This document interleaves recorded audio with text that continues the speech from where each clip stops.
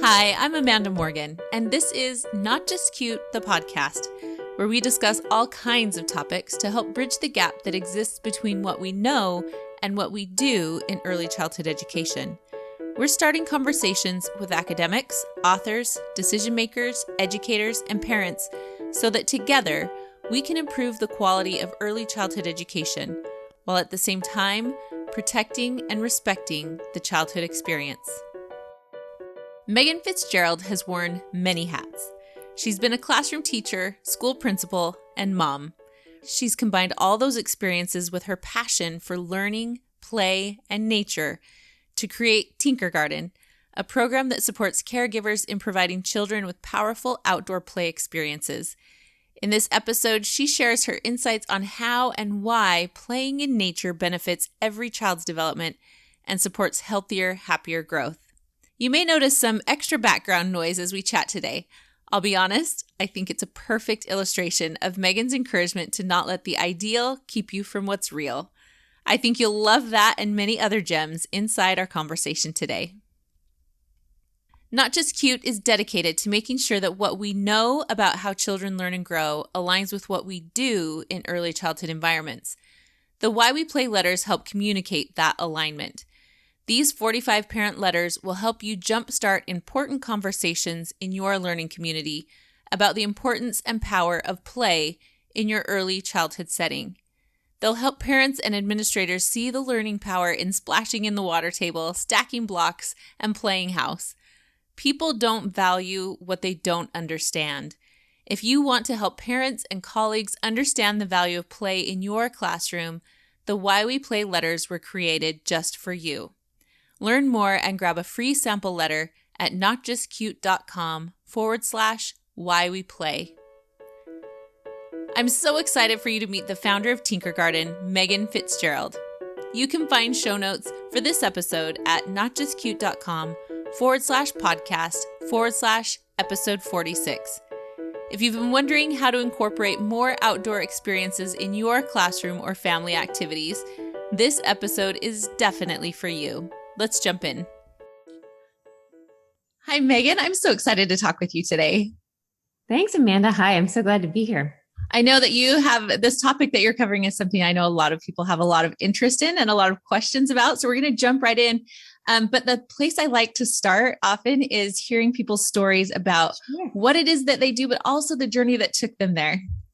Excellent. Well, I'm Meghan Fitzgerald, and I am a mom of three, first and foremost, and an educator by trade. So I was a classroom teacher, a curriculum developer, and then an elementary school principal in California, New York, and Massachusetts. So in lots of different public, private, lots of experience in schools and working in support of kids, teachers, and families and parents and caregivers. And so when I was stepping out of schools and into mothering, actually, really left feeling that childhood was in an interesting place and not one that was all focused on what kids really need to thrive, and was feeling the pain of early teachers and of parents and feeling this discomfort with all that was happening around us. And this was about 11 years ago. So lots of screen power coming over the top and a lot of structure in kids' lives, a lot of academic pressure. And this feeling that everyone knew childhood was in sort of not in the best place for what kids need, but not as much as an answer for what to do. So the more I thought about all that I'd learned, how important play is in the early years for developing body, brain, heart, and then nature and outdoors is as a setting, that the combination of those two felt like the most powerful thing to make sure it had a place in every family and every child's life and experience. It was central to their development. And so that is what inspired Tinkergarten. And my husband and my co-founder, and I'm the chief learning officer, he is the chief executive officer. He came from a background in technology and how to use technology to help people learn. So the irony of it is that he was working with some of the best technologists, but really they needed to learn how to get messy and play and work in ambiguous situations, Right. All the stuff that we learn how to do together outdoors just by having lots of time to play. So he felt the need as well. And he's helped to build Tinkergarten with me. Oh, what a great pairing. And I love so much of what you said all of it really. But Mm-hmm. especially I really relate to that, taking your professional hat and putting on this hat as a parent and then seeing things a little bit differently. I think that's really a powerful way to come at childhood, to really see it from all these different angles. And like you said, to recognize, what do children really need to thrive? And I love the pairing that you brought together with play and the outdoors. So can you give us just a reminder of why the outdoors in particular? We talk about play a lot here on Not Just Cute. And the outdoors we touch on now and then. So can you give us a little bit of a quick dive into why the outdoors in particular are so powerful for human development, not just child development, but especially child development? Absolutely. Well, first, I think anyone who's spent time with their children, and we were in an apartment in Brooklyn when my first two were born. And so if we didn't get out of the apartment by a certain time, there was a very different child I was handling. So for one, it's very healthy. It's healthy to be outside, to be in the sunshine, for our bones, for our nervous systems to be in the dirt. There are so many health outcomes that are tied to spending time in the natural world. But also all humans, but especially developing humans, their sensory systems are still developing. So they're still learning to develop each one of their senses, and they're learning how to integrate the information they receive through different senses at once. So if we're only indoors and we're only interacting with things like screens, or, we're only developing very few senses, and we don't have the kind of stimulation that you get when you go outside. So you have, and in addition to that, the stimulation that you get outside, the input is naturally calming. So that leads to the next thing. It's very anxiety reducing to be outside.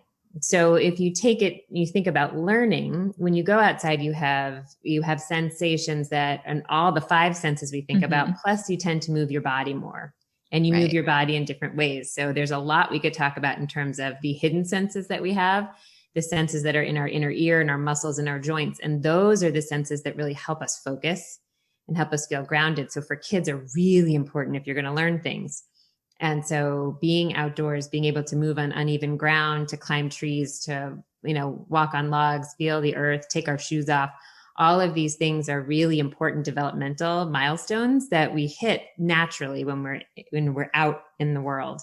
So for us as an education company to think about the ideal classroom, to be able to get a child's sensory system nicely balanced and activated at the same time is magic, right? And as a classroom teacher, if you told me there was anything I could do that would both calm my kids and make them attentive at the same time, right, I would have stood on my head. I would have done anything. It's really hard to do in an indoor environment with all the colors and the stimulation thing, but you take kids outside and you see it happen. Mm-hmm.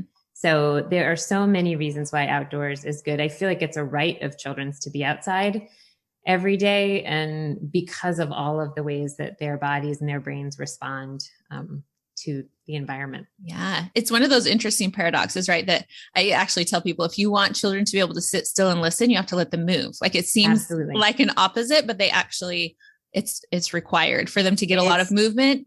Absolutely. And it's in the moment, right? Like if I need you to listen, I need to mix that up with movement, but it's also developmentally, like you were saying, that in those early years, they need a lot of movement so that in the later years, they can be more attentive. It's a developmental thing as well as an in the moment thing. Absolutely. Absolutely. And knowing that I need to move I need to feel the pressure in my body to understand where my body is in space. That only comes through getting that feedback and to experience. So that's what early childhood is about constantly experiencing the world so that I know what's important. I know I learn through all of this experience. And the brain is so different when we're young than when we're older. It's not the efficient machine that we adults have. So we look at their behavior and we say, why are we spending time on this again and again and again and again? Because we need to develop those pathways. We need to have all these senses work together. And this control center is very rough and it's not fully developed yet. So lots of sensory experiences are really important to burn those pathways. And you hit on something that I want to make sure isn't lost, because as you mentioned, outdoors, one of the other benefits is that there's so much diversity, right? Like you said, children need to do things again and again and again. But outdoors, they do the same thing again and again and again, but it's a different experience every time. Because like you said, the ground is a little bit different and the stick that they grabbed is shaped differently. Their hands are in different positions. Everything is so unique that it has these finite, just these really tiny changes Mhm. every little thing that they do is always a little bit different. Absolutely. And I'll add one more, maybe my favorite reason to go outside, and that is the joyful connection that is just, and you may think of it as biophilia or our innate connection to the natural world, which is one concept that people throw around. But more than anything, it is a space that just seems to invite imagination, exploration, wonder. It's always in motion.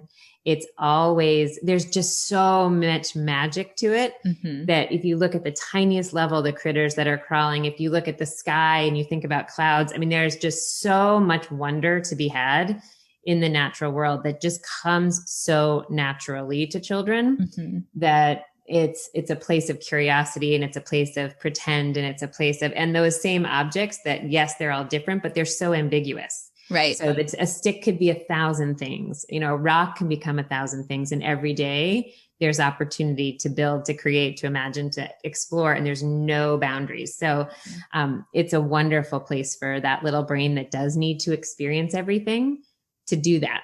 Yeah.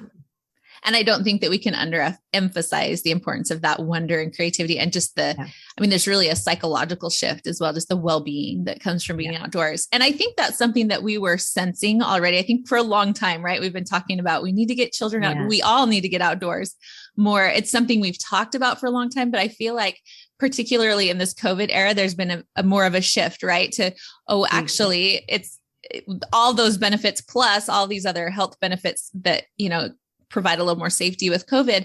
So I'm curious if you could talk a little bit about what the last 18 months or so has been like for you, if you've seen a shift in the work that you do or in the interest that people have with the outdoors, what that has looked like. It's a huge shift. And yeah, when we started Tinkergarten about 9 years ago, it was an emergent idea and there was lots of talk and lots going on and very exciting, but it's now a very dominant idea that outdoors is best, and outdoors is definitely safest classroom in town. So lots of work being done by schools, by pods, by families to try and move learning, move time, move socialization outside. And I think through pandemic for us, we're in the Northeast, so winter was not easy, but we've never had a better winter because the only way to see people safely was to be outdoors. So the fire pits and the gear, get the gear on, get out there, move around, and just finding ways to enjoy outside. And I think it was our favorite winter for that reason. But no, demand is really surging for outdoor and wilderness programs in general. So we're seeing a great deal of demand at Tinkergarten. We just brought back our in-person classes this July with, I mean, astounding response. You know, they were already very loved and missed when we carefully, you know, wound down in-person gatherings out of safety, but coming back and just the thirst for these kind of programs is so high. You know, and outdoor education is supposed to continue to grow, you know, even as a market, if you think about it that way. It's projected out to like 2030 just to continue to grow because people now really understand. They also took their kids outside more and saw the effect. So now want more of that, which is a wonderful virtuous cycle. So we're very excited for all of the reasons that changes family culture and learning for kids. For sure. So I know for some people trying to picture what an entire, you know, people that may be on board with, let's get outside more, let's go for more walks, more hikes, but to think of an actual outdoor classroom, I think a lot of people have a hard time getting their heads around what does a school day look like if there aren't any walls, right? For them to fit inside of. So can you describe a little bit about what a typical day in a Tinkergarten classroom, I still say classroom, in a class looks like? Sure. Well, a Tinkergarten class is a great starting point for families. And so the Tinkergarten program, just if people don't know about it, we have 4 seasons of the year and we run programs each season. So families will tend to enroll season after season, and it's a progressive program. But if you take a given season, it's 9 weeks live that we meet together, either in person, or if you are not where a Tinkergarten leader is, we do have an online touch point that you can connect in with a Tinkergarten leader. That's our name for teacher. And we have an hour long together to play in the local green space for our in-person classes. And that has a structure to it. We learn about a creature of the week and we move and we dance and we play. So all play at Tinkergarten is an offering of an invitation to kids, and then it's very child-led. Children respond and take it where they want to take it, but the play invitation is designed to support a particular skill or a particular learning outcome. And then we have that group of families and children have that experience together. And then they go home and they have at-home curriculum to keep building on it. So the goal of the program is to help families answer, what do we do outside every day? That's really child-led. And it's more about setting up play so kids can play independently, both in the space where we meet as a group, but then in whatever green space you have, whatever outdoor, and even if you need to come inside, how do you modify and keep building on this play invitation all throughout the week? And then there are resources for families and read alouds and all sorts of other things to help reinforce the theme of the week. But it really is a curriculum to get kids playing outside and keep them doing that. So it's like any wonderful early childhood education program. It takes principles that can then be applied. I often say to people that principles are about child development. And so they follow the child wherever the child goes. They aren't specific to the environment where the child is. You don't have different principles, right. That if it's based in child development, then it travels with the child, whatever environment Absolutely. they go to. And it's interesting that even our class can move on to a Zoom format when needed, and if there is a weather reason, or we can also do that, because really it's the same concept. We circle, we sing, we have our rituals, we move our bodies, we play, we come back together, we reflect. The structure of it's very similar to a classroom that I would have in an indoor space, but it's set outside. And what that allows for is it allows for kids to use, again, like we talked about, all that's available to them, in addition to whatever is brought. There's just an endless opportunity to grab the sticks and the rocks and interact with that, which is around us, and to leverage those creatures, those living things, those non-living things into the experience. And I think that's what makes being outside so wonderful. In addition to, if you're a classroom teacher who is trying to figure out, well, how do I take what I do in this space and move it out? There are several different great ways to start. One is to just think about what's a lesson that doesn't require so much of the things that are inside that I can simply move out, or parts of the day even. So snack times and, things that are really feel like less of a teaching load, just move them outside and see what happens. See the difference in the kids, because the setting is so just more time for kids outside. And then you'll see some of that calmness and attention come back into the indoors as well. Or have a structured time where you do nature play, because really playing and open-ended play in the natural setting is such an ideal use of that space. So try once a week to take the kids out and have them play. There are hundreds of do-it-yourself activities on Tinkergarten. Try one of them with the group and just allow for that space and time for kids to be navigating outdoors in a very free kind of way. And I think that alone is a starting place, and you can see the impact on your kids, and you'll undoubtedly want to do more of that.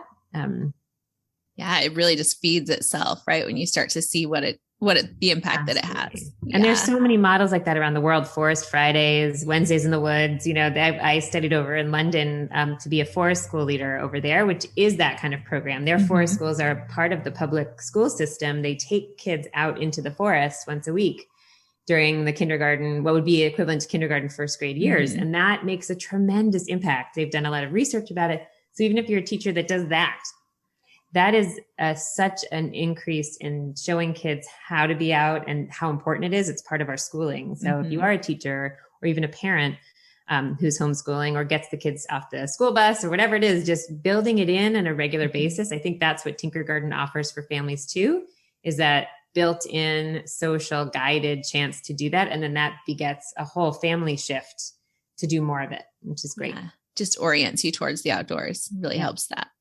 Now, I'm curious about your perspective on inclement weather, because I live in the Pacific Northwest. We are notoriously wet for half of the year. And so for people who are thinking, we can't do this, it's only for places that are 75 degrees and sunny all year long, right? That's what outdoor learning is for. Can you speak a little bit to that? Sure. Well, there's a Scandinavian saying, and I think the Norwegians and the Swedes argue about who said it, but there's no such thing as bad weather, only bad clothing. So there's lots of truth to that if you are prepared and you do need gear, and that can be an equity issue too. So, really making sure that you have the ability to stay comfortable and safe.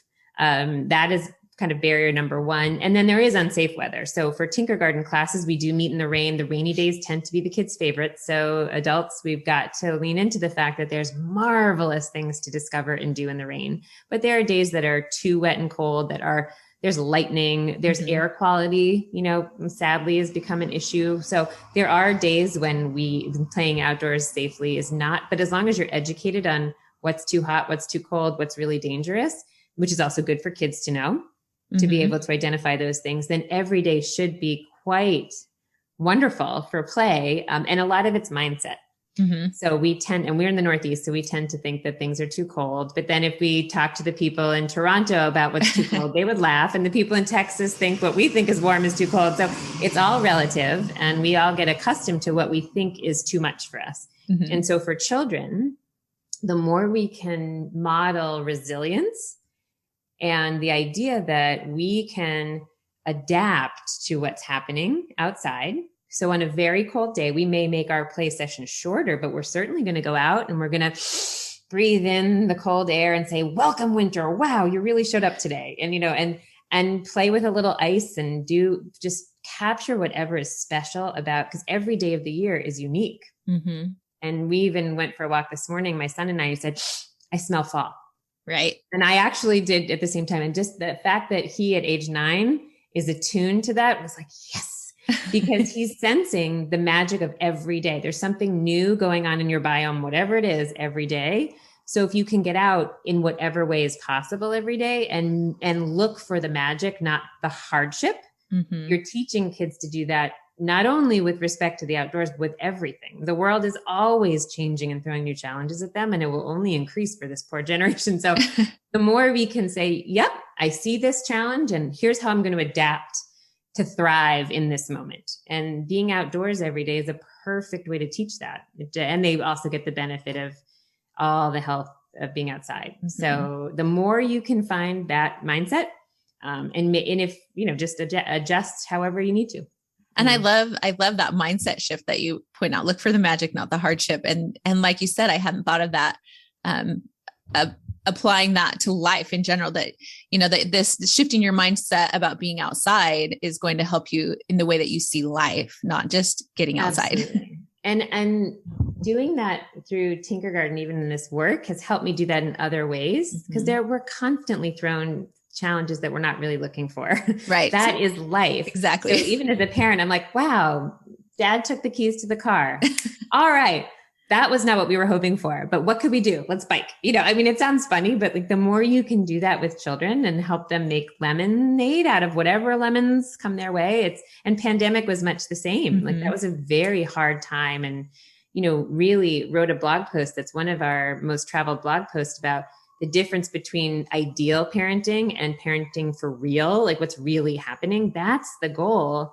And so many people understandably mourning all these things that the kids aren't experiencing. But at the same time, what lessons can they learn right now? How can we show them we're going to make new traditions for pandemic? We're going to figure out how to get out there with our friends and toast s'mores over a tin can, because that's what we can do right now. And so I think that it all fits in that same concept of like, try really hard to find the magic and model adapting to what is and accepting it versus raging against it. Right. Which is easier said than done sometimes. Right. So helpful. But we have to start with that intentionality. Right. And I love, like you mentioned, that I came across that same information talking about balancing the ideal versus the real. And I think that that's something, like you said, we've all had to deal with a lot in the last while. But it's something that we're constantly dealing with in life and as parents and as teachers. And I wondered if you could talk a little bit more about how you've helped people, some examples of incorporating more outdoor activity and finding that balance of the ideal versus the real, because there are a lot of challenges that everybody has different challenges that are keeping them, our favorite excuse for not getting outside, right? We all have a different one that we keep using. And so can you give us a few examples of how people have overcome those challenges and found that balance between the ideal and the real? Absolutely. We talked about weather. It's a great example, right? So it's so easy, like, oh, it's cold or it's this, or they're not going to be happy. I think there's also this, this worry that our children won't be happy or won't be engaged. So something that's new, if you're not going outside all the time, or you're not going outside when it's cold or when it's wet or so the first time you do is going to be a period of adjustment. And different kids lean into adjustment in different ways. Some just bounce along and others really bristle at it or don't know what to do when they get out there. So, giving kids space to not always seem super engaged also because little brains take a while to catch fire on new ideas. So one of the things that I've observed in myself, honestly, and in other parents over the years is that we just want every interaction to go well. We want it to be great. We want to be great parents. That's where it comes from. This job is so precious and so personal and such a privilege that we give it all we have. But in sometimes doing that, we over-parent, right? And don't give kids an opportunity to just have open space and time. And if they get bored or if they seem to not be interested, or they even say, oh, I don't want to go outside, but well, let's, just some of our own modeling to work through those initial kind of transition moments allows them to then have all of this experience. So that's another thing I would just watch out for, listen for right when you're worried, oh, this isn't going to work. This isn't going to work. Count to 100. Just count to 100 and see what happens. And if more misery comes, then shift. And if not, allow, right? Allow this to be in that moment and be in that space without worries of what it's supposed to look like. And I think the same can be very true for a project or an activity. We go in very excited, and you can use any of the hundreds of do-it-yourself free activities on Tinkergarten as an example. It's really about giving an invitation to a child to play. So it's setting up an environment, reading a story, giving a jumping off point. That's our job as parents. But then really you've got to back off and let the child go. And so sometimes, even though we're so excited to have given a phenomenal invitation, our heart breaks when it doesn't really, they don't really pick it up, but there's something else they're meant to do and something else that they might need a little time for that, like I said, to catch fire. So watch that in ourselves, and give a little more open space. Our generation tended to have less adult involvement, lots of time on our own. And in that time and space, we discovered so many important things and built so many skills for ourselves that we really need to value giving that space, and worry about the process, less about the product of whatever comes out of a play moment. It's so really so important. So that's another way and that shows up in so many different, in different ways. So yeah. What would you say for people who are in more urban areas that feel like, well, we don't have, a beautiful forest outside?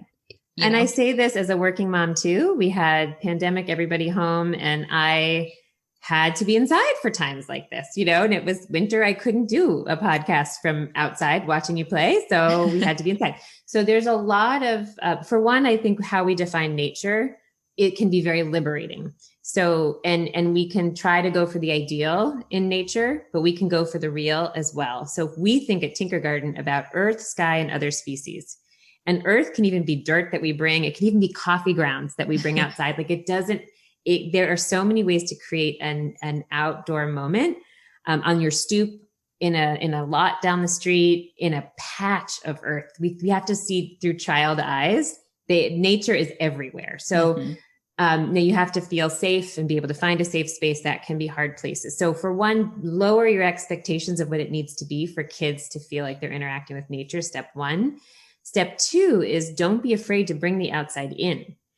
So there's wonderful research about nature sounds, for example. So even playing nature sounds gives a lot of it calms the auto nervous system, and it gives us that same sensation of increased calm and reduced anxiety, just having sounds on at home. You can bring in sticks from outside, rocks, go out to the park, whichever green space you have, collect a few, borrow them at home, and make them part of your play. So bringing nature in actually does give a lot of the benefits of being out in nature when you have to be home. And we have a great blog post for how to do that, because a lot of our urban families, and we have families in all 50 states, that are part of the Tinkergarten community. And so, not everybody can do that. And when it is summer in Arizona or winter in Minnesota, there are days when it truly is a little too cold to be out as long as we want, but to bring some snow in, to bring in some rock and interact with it is a great way to bridge that.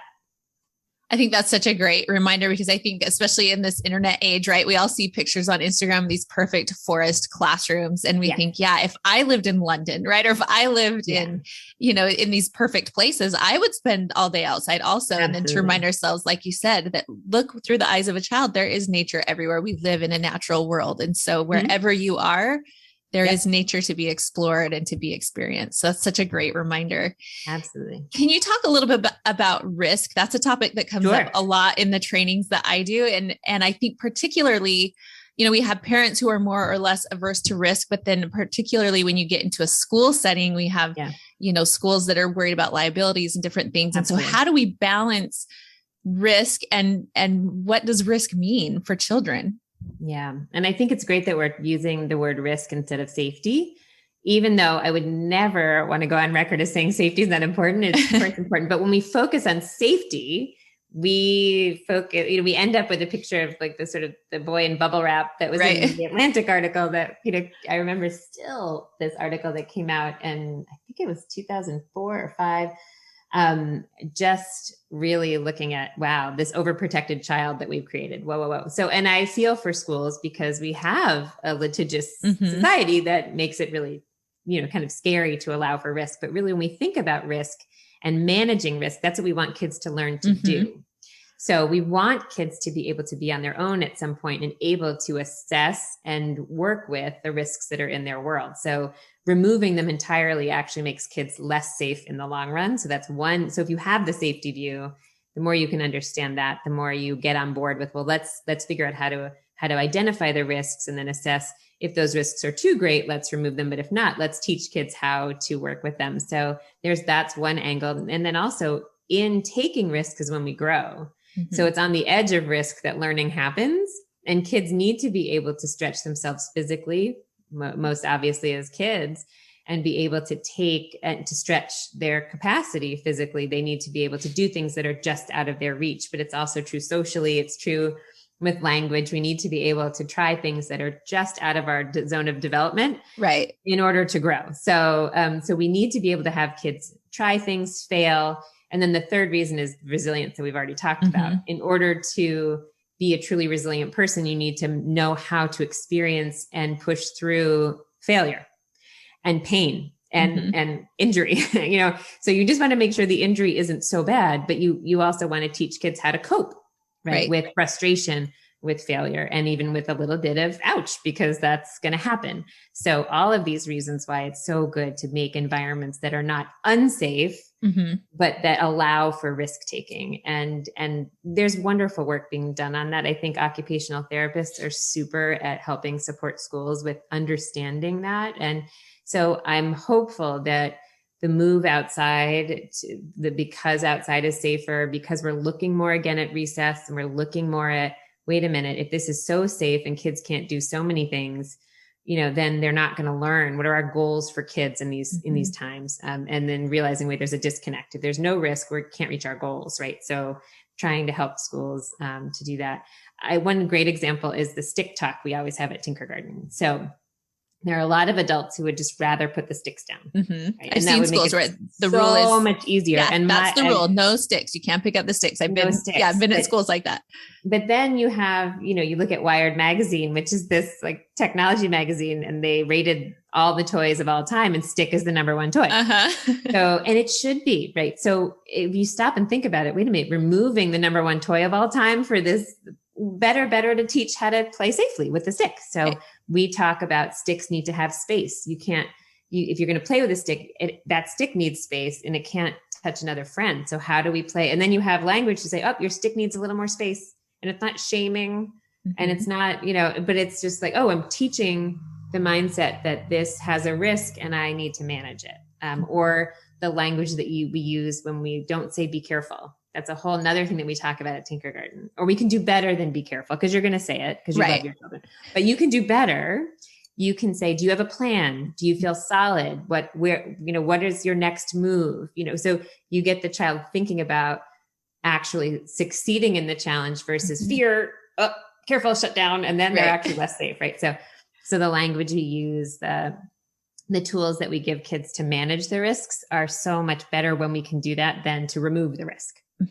Yeah. And that one is giving them skills and tools, and the other is just pulling the child away from them, right? That removing all of that. Yeah. And actually removing the opportunity to learn, which is, it's immediately safer, but ultimately less safe. Exactly. I think it may have been that same Atlantic article. I know there's an article that I use and reference. And there was a line in there that says we need to make things as safe as necessary, not as safe as possible. Exactly. And that's kind of been one that I just keep coming back to. That's a wonderful way to think about it. Yep.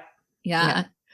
Yep. So for educators who are interested in having more outdoor time, but maybe they're not equipped with a full outdoor classroom, and you've spoken on a few of these, but I wonder if you could give a few more tips for people that are just starting out. They're saying, okay, I want to get more time outside.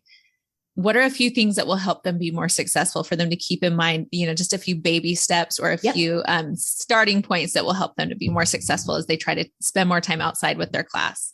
Absolutely. So take the easiest part of your day and move it outside. Start there, because then you're lowering all the load on yourself and just introducing the outdoors. And that tends to be eating time, and it's safer to eat as a group outside anyway right now. So that's a great place to start. So take snack time, take story time, take the things where kids are easily engaged and you don't feel as much worry, and teachers know what those are for them. So take your easiest thing to do and move it outside. And if you don't have gear for everybody, especially if you're in a place where you have, families who are not always able to provide gear, that's a real barrier. Don't push yourself to do it on the inclement weather days. Do it a little bit more on the good days. So double up when there's a week that has sun. Just goal yourself on some cadence. And then if you need to skip and move things around for weather, don't be hard on yourself. But if you are able to also, if there is gear, if there is opportunity, just try a puddle stomp or try a quick walk in the rain, and it will blow kids' minds if you're in a place, especially where we tend to not go out when there's weather out there. It will be the day they remember from the whole year. So goal yourself on trying a day that doesn't feel ideal. And, you'll realize that it's probably wonderful, but it's also not as scary or awful as you think it's going to be. And the kids are they're waterproof by design. They are really resilient little friends. They tend to find the good in things more easily than adults do, because we bring so many expectations forward that they don't. Another thing I would say is partner up. So talk to another colleague, if you can, and team up and goal each other on supporting. Take two groups of kids out, or just decide on something together, see how it goes, report back to each other. Because sometimes having a partner in these things makes it feel like you're less alone on it. And then go to Tinkergarten. So go to tinkergarten.com/activities, flow through. Some of them are better suited for a small group of kids, but many work well with a group. And they, by design, they work in all seasons, all climates, because we're in all 50 states, and they use household materials, really accessible things. So you don't have to have special materials. Most of what you need is already provided by nature, but it can help to have a starting place. And that can help to give you the confidence to try something, because it will feel a little bit more like a lesson and less of an open-ended, wow, that can feel a little overwhelming. Yeah, those are great. And I will make sure that I link Tinkergarten and the posts that you've been talking about. You've mentioned a few, and I've been writing notes to make sure that we get all of those in the show notes so people can access those. And I love that reminder again to balance the ideal with the real. And like you said, when you take some of these suggestions that you have on your site that can just bring it to something that's real and accessible, that you can just give it a shot and try it out. Yeah. Now, I know there's going to be some people who are listening and thinking, okay, I'm going to challenge myself to take a baby step like you talked about, but I know there will also be a few who are like, I am all in. I want to go 100%. So can you tell us a little bit more about how people can find more about any of the trainings and programs that you offer, whether as educators or as parents, that they want to really dig in deep to these programs that you've been talking about? Absolutely. So one, if you really want to be able to kind of take every day and do something to connect to nature. And this is actually great for teachers or families who want to tie into cultural happenings and moons and meteor showers. And we have a calendar each month that's free, that links to an activity to do every day or two. So if you want to just be able to wake up and know, what are we going to do today that's timely, that's on season, that's just easy, and great. And this works for groups of kids or families or individual kids. That's at tinkergarten.com/calendar. So that's one other way to be more regular about how you get outside. If you are a family and, or you a caregiver or pod, and you want to be part of our classes program, we have classes that run all 4 seasons of the year, and you can come to tinkergarten.com and look under what we offer to understand what's available in your area. You may have a Tinkergarten leader or two, so you may be able to come to a local green space for that weekly class. Or if you don't, you can tune in to a leader who's involving the kids through Zoom and once a week, and then use all the at home to get kids outside. And then we also, if you're interested in being a teacher for Tinkergarten, we are accepting applications, and we just welcomed a new group of leaders to start leading this fall. So we are back and we are recruiting again and welcoming people who have a passion for play, love nature, and really have a joy for working with two generations, because our classes are caregiver child, and we do support both in their experience. So if you are that person, go ahead to Tinkergarten and click on leaders and becoming a leader, and you can find out more about what the application process is and what that opportunity looks like. So and that comes with training and materials and support. And it's actually also a paid position because that's the time that we value that time so highly. So that's an option as well for people who'd like to be educators with Tinkergarten. Yeah. Such a wealth of opportunities and information. You just have created such an amazing thing, and you're offering so many wonderful perspectives for so many families. I just appreciate not only the work that you're doing, but the example that you're setting for people who are passionate about helping children and families and showing a way that you can really make an impact. So thank you so much for all that you do and for being here with us.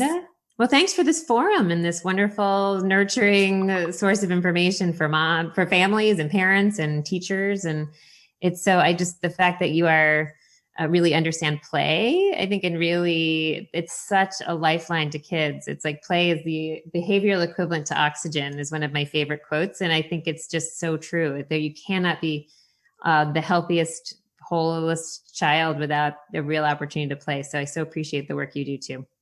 Thank you. We'll have to talk again soon. I love it. I love it. Thanks, Amanda. Thanks again for listening to Not Just Cute, the podcast.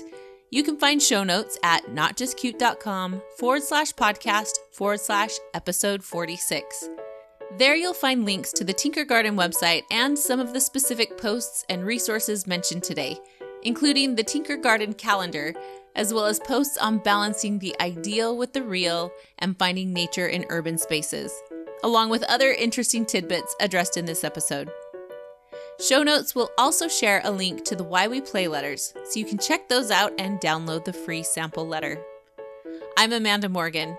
You can read more on my blog and sign up for the Not Just Cute newsletter at notjustcute.com. And follow me on Facebook. That's facebook.com/notjustcute. You can also find me on Instagram, so follow me there at Amanda_notjustcute. Thanks for listening today, and as always, thank you for standing up for children and for childhood.